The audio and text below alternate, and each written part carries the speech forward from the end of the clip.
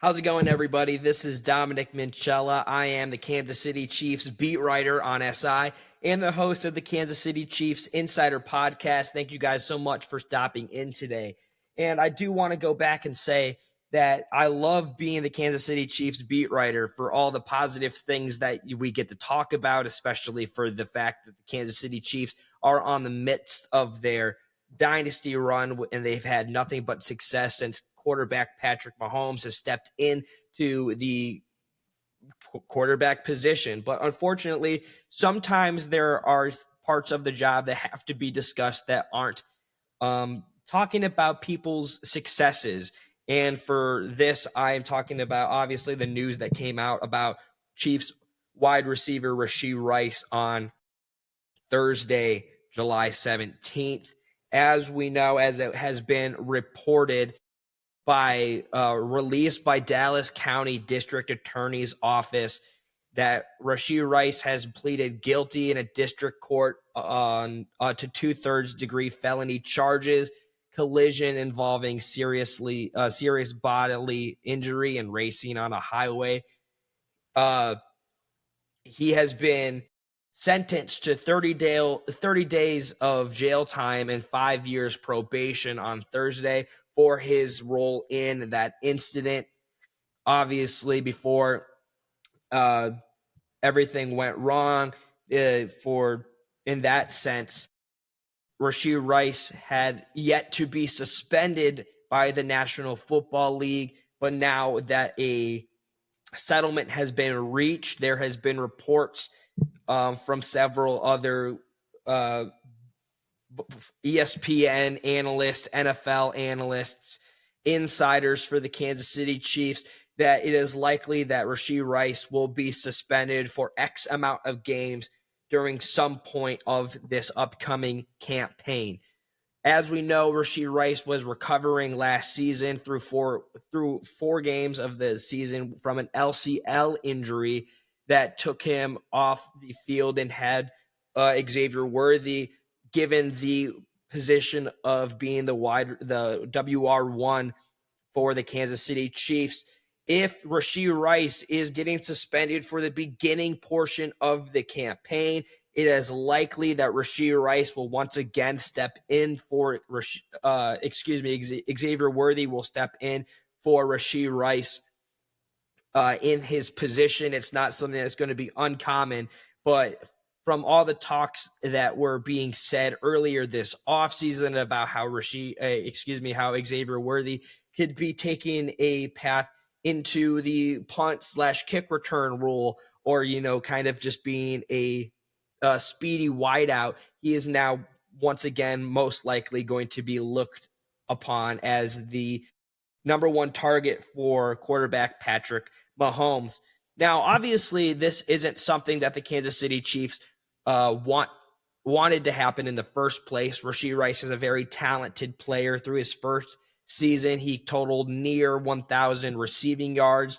Last season, before the freak injury in week 4, he was doing very well to progress into a larger role and become a superstar as a wide receiver compared to the rest of the NFL. Unfortunately, though, it has gone the other way. Not saying that Rashee Rice won't be able to return, as we know that head coach Andy Reid said that he is recovering very well from his injury and that he will be participating in training camp. He should be likely to go.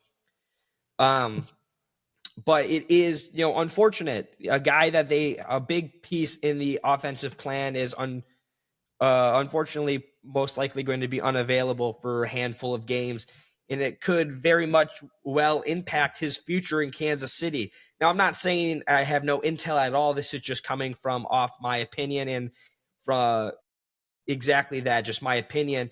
It will be difficult for the Kansas City Chiefs and Rashee Rice to reach an agreement on a contract extension for the future, given that this stuff got underway.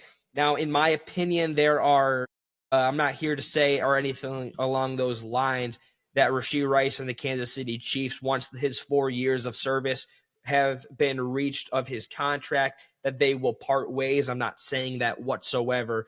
I am saying, though, that there has been a lot of comparisons between Rashee Rice and the Kansas City Chiefs fourth-round draft pick, wide receiver Jalen Royals, and so much so that potentially if Royals is used in a larger role during Rashee Rice's absence due to suspension, if and when the NFL do hand that out, it is important to note that potentially that his future contract could be in jeopardy because of this moment. As ESPN News Services announced on the 17th yesterday, when asked by the Associated Press, the Kansas City Chiefs organization did not have a comment about the incident. But as a human, we know we've got to understand and accept and apologize for when we do make mistakes, and hope that we don't do it again, and ask for apology.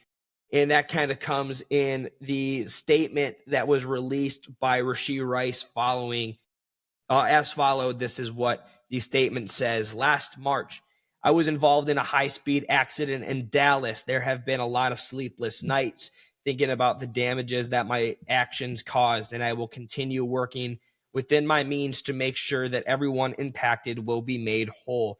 I urge everyone to mind the speed limit, drive safe, and drive smart. Last and certainly not least, I am profoundly sorry for the physical damages to person and property. I fully apologize for the harm that I caused to innocent drivers and their families. As we know that the police said that Rashee Rice was traveling at close to 120 miles an hour in a Lamborghini sports utility vehicle shortly before May 30th, 2024, in the crash in Dallas. So, as we know, Rashee Rice still has a very high ceiling for his career as a young, talented player. But this is just a part of this job.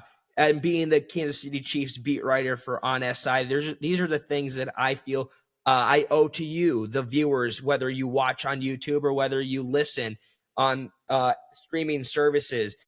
While it's never a fun conversation to have, it is reporting the news. I personally do wish Rashee Rice the best in not only his injury recovery, but also in what he's has to be going through mentally. It is definitely a struggle. I do sincerely believe, though, that he is apologetic and he means his apology that he released in a statement. And whether or not he does come, there's a lot of things riding against Rashee Rice coming into this season. Not only is he coming off an injury, but now he will have certainty of the boos when the Chiefs hit the road this season.